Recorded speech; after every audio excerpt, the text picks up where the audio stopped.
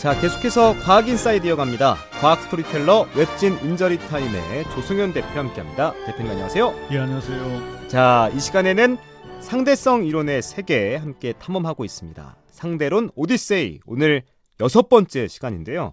자, 지난 순서까지 특수 상대론 이론의 골간을 이루는 광속불변의 원리와 상대성 원리의 기초를 세워봤습니다. 상대성 원리의 빛의 속도를 적용하니까 신기하게도 광속불변의 원리가 자연스럽게 유도되더라. 이걸 아인슈타인이 보여준 건데, 아인슈타인이 등장하기 전까지는 물리학자들이 이 부분에서 아주 곤란을 겪고 있었다고요? 예, 맞습니다. 물론 다른 물리학자들뿐 아니라 네. 처음에는 아인슈타인도 굉장히 고민을 많이 했습니다. 아, 그래요? 그렇습니다. 그래서 오늘은 네. 그 고민하고 하다가 그걸 풀어가는 과정을 이제 말씀드리려고 합니다. 당시 물리학자들이 이제 광속 불변의 원리와 갈릴레이의 상대성 원리가 충돌한다고 이제 여기는데, 그 근본 이유는 속도 합산 정리하고 상대성 원리를 혼돈한 겁니다. 혼돈. 예. 혼돈. 혼동한 거죠. 혼동. 예, 예. 혼돈했다는 줄 알았습니다. 그 상대성 원리의 한 부분이 속도 합산 정리인데, 네. 마치 이게 전체 상대성 원리인 양 착각을 한 거죠. 그러니까 상대성 원리는 이제 저번에 말씀드렸고 오늘 계속 나오지만, 이제 속도 합산 정리는 그 도출된 이제 일종의 부분 집합이죠. 작은 정리인데, 우리가 앞에서 예를 든다면 앞에서 우리 무빙 워크 얘기했지 않습니까? 네.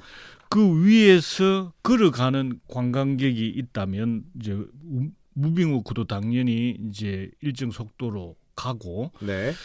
그 위에 사람이 가만히 있는 게 아니라 걸어가면 그 옆 보도에 있는 사람이 보기에는 사람 속도가 빠르잖아요. 그렇죠. 그러니까 그게 산수를 하자면은 무빙 워크 속도에다가 더하기 사람이 관광객이 걷는 속도. 걷는 속도, 이렇게 이제 계산되지 않습니까?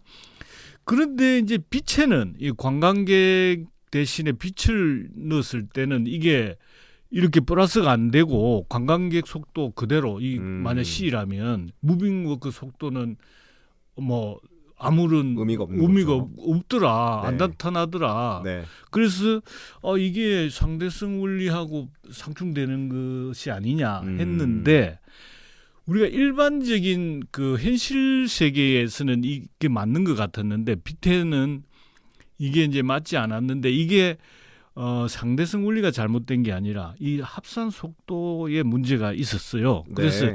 이제 이걸 처음 또 안 것도 아인슈타인이죠. 그래서 둘 중에 하나를 버려야 되는 거 아니냐. 광속 불변의 원리하고 상대성 원리하고 이렇게 아우성이 있었죠. 네. 네. 그런데 이 아우성을, 이 문제를 멋지게 돌파해낸 게 바로 아인슈타인이었고요. 예, 그렇습니다. 네, 오늘 그 주제를 시간은 우주 곳곳마다 다르게 흐를 수 있다, 이렇게 이제 잡아봤는데요. 네. 혁명적 천재인 아인슈타인이 그 기존의 시간 개념을 뛰어넘어 어떻게 새로운 접근과 통찰을 보여줬는지 오늘 함께 짚어보려고 합니다. 이게 바로 특수상대성 이론의 핵심 길목이니까요. 자, 일단 기존의 시간 개념에 근원적인 문제가 있다는 사실을 깨달았다, 이렇게 말씀해 주셨는데, 뭐 시간이지 뭐가 더 필요하지, 이런 생각이 들거든요. 뭐 하나씩 차근차근 짚어봐야겠죠. 우선 그때까지의 시간 개념부터 좀 짚어보는 게 순서겠죠. 네, 그 당시까지는 그 뉴턴의 절대 시간, 그 다음에 절대 공간, 이런 개념이 신봉됐습니다. 네. 이제 이게 뉴턴 시대가, 뉴턴이 이제 그 프린키피아를 낸 자연철학의 수학적 원리라는 책, 그러니까 고전 물리학의 어떤 집합 총체라고 할 수 있는 저서를 냈거든요. 네. 그게 1687년이에요. 그렇게 17세기죠. 17세기 후반이죠. 1687년이면 17세기죠. 예. 이때가 이제 19세기 초이기 때문에 이제 200년, 230년 정도 차이 있는데 네. 시간이라는 어떤 그런 개념들이 이미 이제 물리적으로 다 정착이 이게 절대적으로 신봉돼 있던 때거든요. 지금 이 당시가. 네. 그런데 그런 시간 개념을 물리적으로 뒤엎는다는 것은 정말 사실은 상상을 초월하는 어떤 통찰이 있지 않고서야 불가능하죠. 그러니까요. 사실은. 예. 그래서 이제 아인슈타인이 참 대단하다는 겁니다. 네. 자, 그 잠시 살펴보면 뉴턴이 이제 정의한 절대 시간이라는 이렇습니다. 스스로 존재하며 외부의 어떤 것과도 관계없이 자신의 본성에 따라 늘 똑같이 흐른다. 이 뭐 우주 어디서나 언제 어디서나 시간 흐르면 똑같다는 말이거든요. 그렇죠. 절대 공간도 비슷한데 자신의 본성에 따라 스스로 존재하며 외부의 어떠한 것과도 관계없고 늘 똑같으며 움직이지 않는다로 이제 정의되었습니다. 네. 사실 이 절대 시간, 절대 공간 개념은 사실은 이게 좀 물리적으로 어떤 그런 어떤 논리에 따라서 좀 유도하거나 세워진 가설이 아니라 네.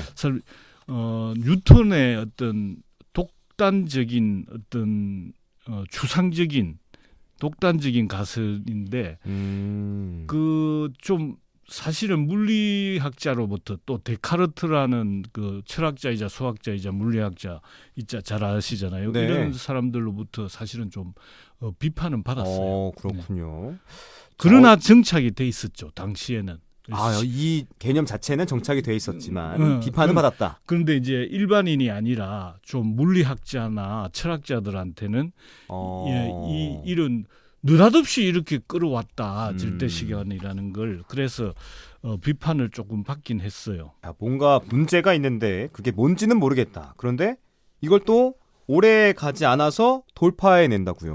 바로 그날. 네. 바로 당일날이에요. 당일날 이제 아인슈타인이 대박이네요. 물론 이제 여러 번 만났겠죠. 여러 번 네. 만났는데 이제 배수하고 고민을 하고 집으로 돌아오면서 전차를 탔어. 네. 전차 배런역에서 전차를 딱 타고 돌아갈 때 이제 무심코 이렇게 툭 돌아봤네. 네. 뚝 돌아보니까 이제 역사를 빠져나갈 즈음에 그 역사 쪽으로 보니까 역사 뒤편에 막 우뚝 시가지 우뚝 솟은 엄청난 큰 시계탑이 있었나 봐요. 시계탑이요. 시계탑. 우뚝 솟은. 네. 네. 그 시계탑을 딱 보면서 뭔가를 생각했어요. 상상이 떠올랐는데 뭐냐면은 네. 전차가 네. 내가 탄 전차가 시계탑으로부터 빛의 속도로 멀어지면 네. 지금은 기차 속도는 뭐 느리잖아요. 근데 빛의 속도로 늘어진다면 어떤 상황이 벌어질까? 이걸 이제 상상을 해봤어요. 좀 어떤 일이 벌어질까요? 글쎄요. 그 전차가 빛의 속도로 달린다면 시계탑의 시계 바늘은 사실상 좀 멈춘 느낌이지 않을까? 뭐 이런 생각이 드는데 괜찮나요? 와. 아니, 그리 직관적으로 그렇게 생각을 한다면은, 아니, 천재적인데요? 네. 훌륭합니다. 감사합니다. 그러니까 아인슈타인과 똑같은 답을 냈네요. 예. 아인슈타인 역시 시계탑의 시계 바늘이 정지한 것처럼 보일 거라고 순간적으로 깨달았어요.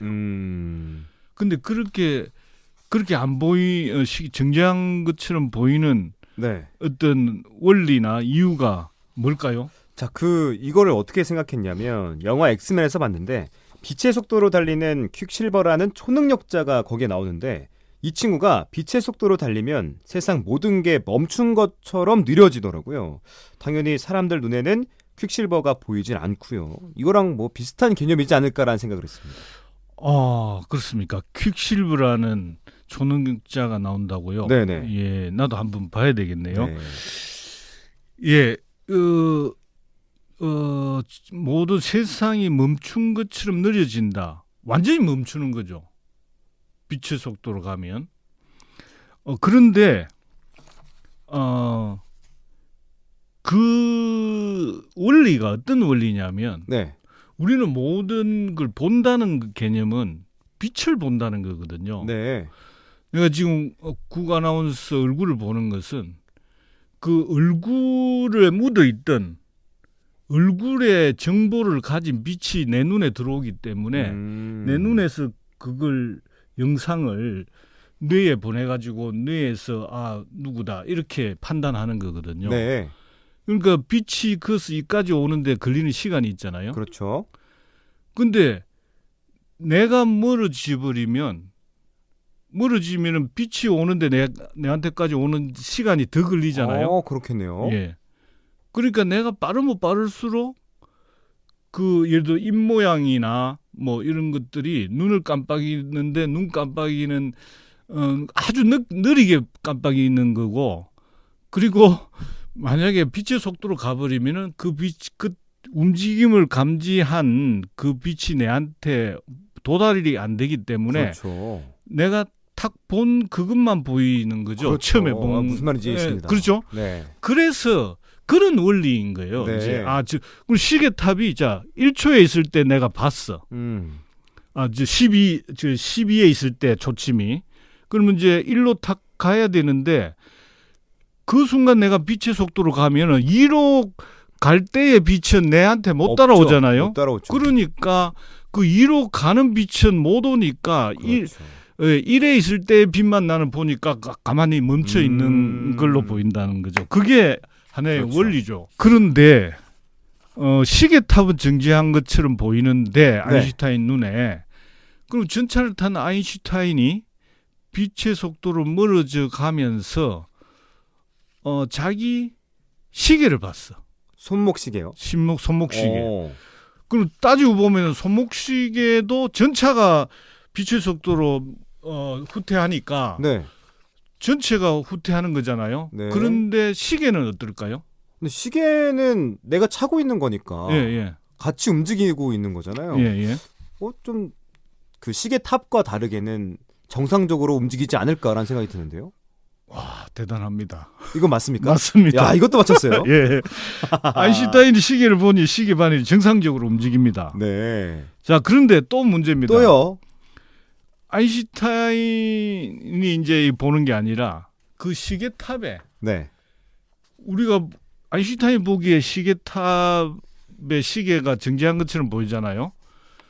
그러면은 그 시계탑 지기가 있어 거기. 시계탑에 이제 지키는 사람.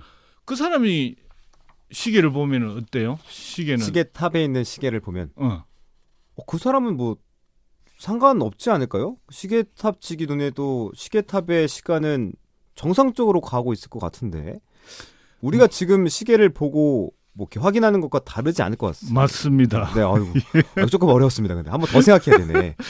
예, 가만히 있는 시계탑의 시계나 네. 빛의 속도로 움직이는 아인슈타인의 시계나 똑같이 흐르죠. 이게 바로 상대성 원리입니다. 네. 물리 법칙은 가만히 있는 관성계에서나 또 이 관성계하고 상대 운동하는 일정한 속도로 움직여야 됩니다. 상대 운동하는 관성계에서나 동일하다. 물리 법칙은 그냥 어디나 공놀이를 어디나 할 수 있다고 얘기했잖아요. 네네. 그렇죠. 이게 갈릴레이의 상대성 원리거든요. 예.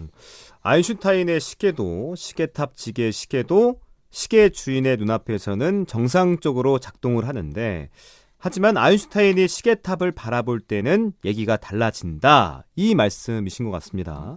그래서 결론적으로 시간은 곳에 따라 다르게 흐를 수 있다. 라고 정의할 수 있군요. 그렇습니다. 그러니까 옛날에는 내가 보기에 네. 자 내에 비해서 저 보이저 2호 있잖아요. 네. 저 보이저 2호는 뭐 초속 한 30만 킬로는 안 되지만 뭐 한 10,000 킬로 이상 속도로 달린단 말입니다. 그 안에 있는 시간 흐르는 거나 내나 같지 않습니다. 옛날에는 같다고 생각한 거죠. 그렇죠.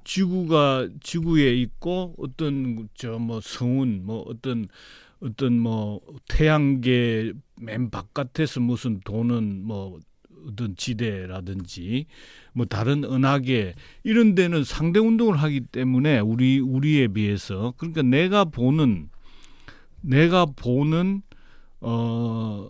곳의 이 뇌에 대한 상대 속도에 따라서 시간은 다르게 흐르는 거죠. 그게 이제 아인슈타인이 깨달아서 결론적으로 얘기할 수 있는 거죠. 예전에는 여기나 뭐 안드로메다 은하나 어디나 다 똑같다. 뭐 누가 보든 간에 서로 저쪽에서도 우리를 그렇게 보고 우리도 그걸로 생각한다 하지만은 사실은 상대 운동하는 곳은 다르다. 이걸 이제 아인슈타인이 처음 얘기를 이제 한 것입니다. 그래서 이거는 절대 시간과는 개념이 엄청 이제 다른 거죠. 네, 결국 절대적인 시간 같은 건 없다는 그런 말씀으로 이해하면 될 것 같습니다. 맞습니다. 네, 시간 흐름과 관련해서 이것 하나는 기억해 두어야 하겠습니다. 아인슈타인이 자신이 탄 전차가 빛의 속도로 달리면 시계탑의 시계 바늘이 정지한 것으로 보일 것이다. 왜냐하면 시계탑에서 오는 빛이 전차의 아인슈타인에게 도달하지 못하기 때문이다. 그러나 아인슈타인의 시계는 정상적으로 흐른다. 여기까지는 이해하시면 좋을 것 같습니다. 자, 다음 시간에도 흥미로운 상대론 이야기를 기대하겠고요. 오늘은 여기까지 듣도록 하죠. 지금까지 과학 스토리텔러 조승현 대표 함께했습니다. 대표님 귀한 말씀 고맙습니다. 예, 감사합니다. 예, 감사합니다. 예, 감사합니다.